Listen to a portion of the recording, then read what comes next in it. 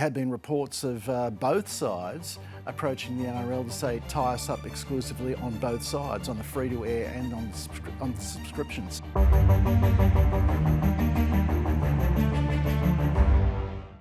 Thanks for joining us on the desk. No worries, David. Look, it's been reported that the deal is worth over $700 million annually. It sounds like a phone book figure. If it's true, though, have they paid too much? Well, more than likely, yes, that's the case, because there's been a bidding war, and it could go even higher than that. I mean, it could go to 750 or even 800 a year if there's a 20th team added to the competition. It gets down to, I guess, who started the bidding war, and it seems as though you had Foxtel, which is now an international company owned by a London-based Ukrainian-born billionaire with Saudi Arabian backing, not wanting to give up their patch, and you've got Nine with Stan sitting on the side wanting to get the whole lot, free-to-air plus streaming rights as well. And that's what you've ended up with is an extraordinary amount of money that blows the AFL deal out of the water. But importantly, the contract has not yet been signed, as far as we know. What's the delay? Don't know. It was supposed to be signed Tuesday, then it was Wednesday, and now it's Thursday today. And there's one report out there saying it should be signed by the middle of the month. I'm expecting it should be done in the next few days and possibly next week, though. And of course, a lot of the detail has already been reported by Nine.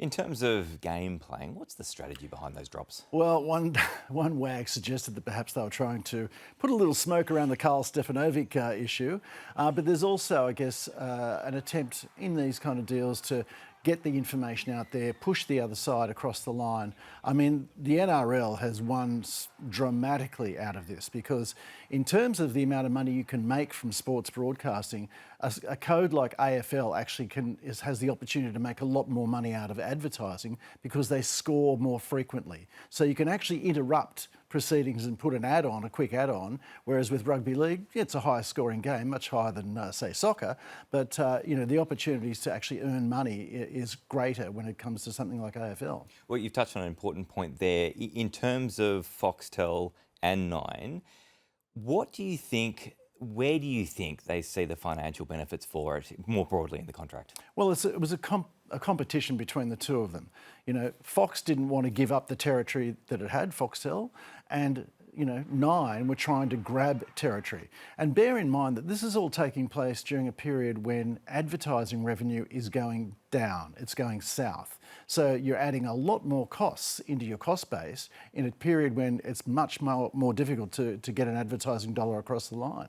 So that's not a great formula for business success. Ian, one thing we haven't touched on is the falling advertising revenue, especially for free-to-air. Sports is hugely popular, though.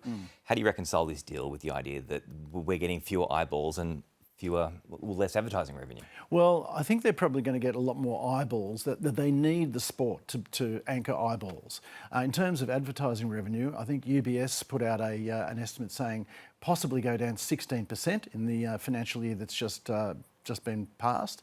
So that's a huge drop in revenue. One thing that's really interesting, a great old saying is who benefits from any kind of deal, but there's also a cost.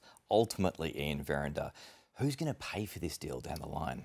Well, you'd have to think that it's either going to be Nine shareholders because there's going to be a much bigger cost base added into their proceedings, or it's going to be subscribers to Foxtel who will have to probably pay more to pay for views.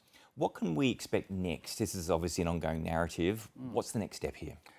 You mean in rugby league itself? Well, I think the fact that it hasn't been announced is that there would appear to be more negotiations going on.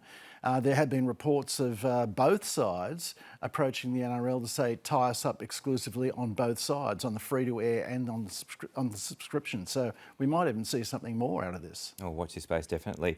Ian Verrender, thank you so much for your time. Thanks, David.